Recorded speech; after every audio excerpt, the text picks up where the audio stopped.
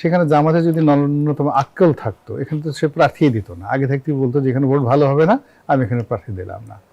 একেবারেই জামানত বাজেয়াপ্ত মতো অবস্থা। জনাব গোলাম মাওলা রনি, আপনাকে দিয়ে আলোচনাটা শুরু করতে চাই। যেমনটি বলছিলাম, বগুড়া 6 এবং শেরপুর 3 আসনের উপনির্বাচনে বিপুল ভোটে জয়ী হলো দানিশ শীর্ষে প্রার্থীরা। জানতে চাই যে এটি কি আসলে জনসমর্থনের প্রতিফলন নাকি দুর্বল প্রতিদ্বন্দ্বিতার ফল? আমাদের দেশের যে উপনির্বাচনগুলো হয় এই ব্যাপারে আসলে মানুষের কোনো আগ্রহ থাকে না। উপনির্বাচনে সাধারণত যে দল ক্ষমতাধর বা ক্ষমতাসীন তারাই হয় 99% ক্ষেত্রে। অনেকে এখানে অংশগ্রহণ করতে যায় না। তো জামাত এখানে অংশগ্রহণ করতে গেছে মূলত বিএনপিকে রক্ষা করতে গেছে। এখানে জামাত না গেলেই ভালো করতো, বিনা প্রতিদ্বন্দ্বিতা হয়ে যেত, ঝামেলা করার দরকার ছিল না। কিন্তু বিএনপিকে যদি রক্ষা করতে যেয়ে থাকে জামায়াতে ইসলামী, তাহলে মাঝপথে তারা বর্জনের ঘোষণা কেন দিল? এটাই তো জামাতের এই জিনিসগুলো আমরা বুঝি না। এই জিনিসগুলো না বুঝার কারণে মনে হয় যে এটা ঝামেলার দল। এরা যে কখন ডান দিকে যায়, কখনো বাম দিকে চোখ টিপ মারে, কখনো হাত দিয়ে হ্যান্ডশেক করে পিছন দিয়ে আঙ্গুল দিয়ে খোঁচা মারে, সুরসুরি দেয়, এটা আমরা বুঝতে পারি না আর কি। মানে কমপ্লেক্স।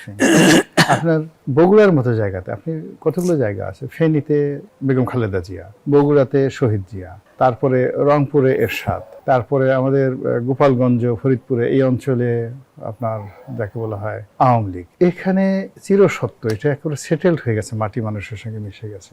তো সেখানে বগুড়াতে গিয়ে যে সিটটা তারেক রহমানের সিট, সেটা ছেড়ে দিয়েছে অন্য জায়গায়। ওখানে যদি তারেক রহমান সাহেব যে কোনো একটা অন্ধ মানুষকে দিয়ে দিতেন, সেও ওখানে বিপুল ভোটে জয়লাভ করে আসতো। এটাই তারপর আবার ক্ষমতা আসছে ভোট না দিয়ে।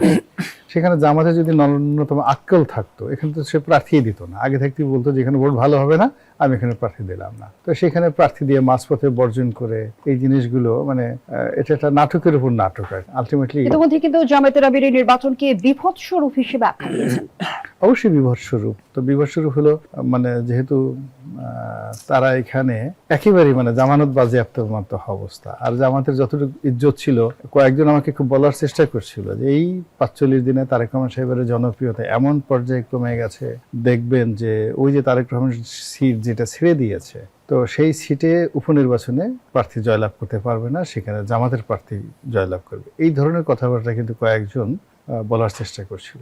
তা আমাদের আসলে দেশের যে রাজনীতি, এটা খুবই ট্রেডিশনাল, গতানুগতিক। আপনি গালাগালি করবে, বিএনপিকে গালাগালি করবে, জামাতকে গালাগালি করবে, জামাতের লোক আবার আওয়ামী লীগের লোক আওয়ামী লীগের গালাগালি করবে, কিন্তু দিন শেষে দাড়িপাল্লা, নৌকা আর ধানের শীষ, যে যার দলই ভোট দিবে। এই ট্রেডিশনের বাইরে যায় না। তো সেখানে বগুড়াতে যে নির্বাচন যেভাবে হওয়ার কথা ছিল সেভাবেই হয়েছে। বরং এখানে সরকারি দল ক্ষমতায়, তারা যদি জামাতের সাথে আরো খারাপ আচরণ করতো, ধাক্কাধাক্কি করতো, কিল ঘুষি দিত, কি করতে পারতেন বলেন? কিচ্ছু করার ছিল না। তো সেই তুলনায় যে বিএনপি ধৈর্য ধারণ করেছে, শান্তি গান্ধীবাদী নীতি ধারণ করেছে, জামাতকে ঘোরাফেরা করতে দিয়েছে, আমি মনে করি জামাতের আমিরের উচিত জনাব তারেক রহমান সাহেবকে ধন্যবাদ জানানো, যে অন্তত গণতান্ত্রিক একটা পরিবেশ এখনো জনাব তারেক রহমান সাহেব তিনি রেখেছেন পার্লামেন্টের ভিতরে এবং বাইরে। যদি উনি সেটা না রাখতেন, উনি যদি রাগ হয়ে যেতেন, উনি এখন যদি আরো শেখ হাসিনার মতো আচরণ করতেন, কি করার ছিল? কিচ্ছু করার ছিল না। তো সেই তুলনায় আমি মনে করি যে জামাতের এখনো হুঁশ হওয়া উচিত এবং তাদের বোঝা উচিত যে এটা বাংলাদেশ, এটা আফগানিস্তান নয়, এটা পাকিস্তান নয়, এটা সৌদি আরব নয়। তো এটা বাংলাদেশ, কাজেই এখানে বাংলাদেশের ডাল ভাত দিয়েই সবকিছু চিন্তা করতে হবে। এখানে একবার যদি যে কোনো মন্দ জিনিস শুরু হয়ে যায়, এই বাংলাদেশে একটা মন্দ জিনিস কখনো শেষ হয়নি।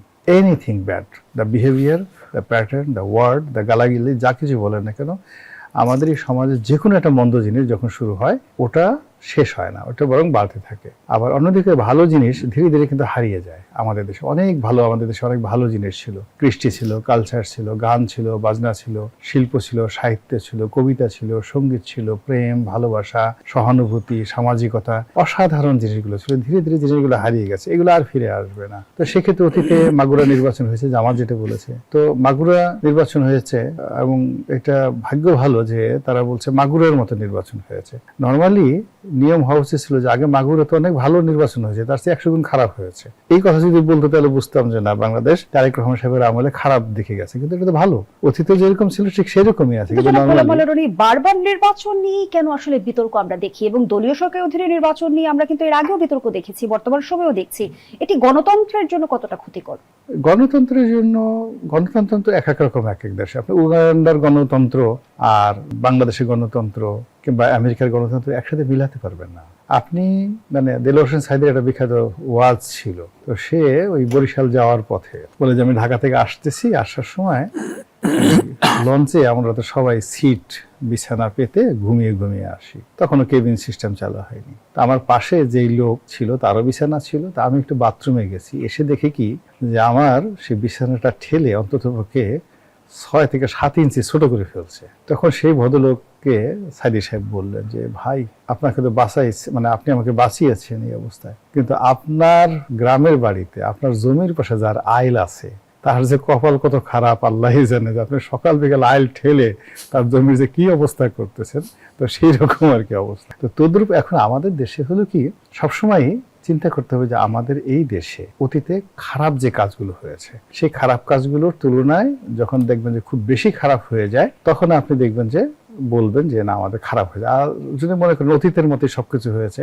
মোটামুটি ঠিক আছে, আর বেশি খারাপ হয়ে গেলে তখন আফসোস করবেন। তো সেই তুলনায় তো ডক্টর মোহাম্মদ ইউনূস যে কাজগুলো করেছেন, তারপরে শেখ হাসিনা জমানাতে যে কাজগুলো হয়েছেন, তার চেয়ে গত 45 দিনে খুব বেশি খারাপ কিছু করছে আমার নজরে পড়ে না, অ্যাজ ইট ইজ ওইরকমই মনে হয়েছে আর কি।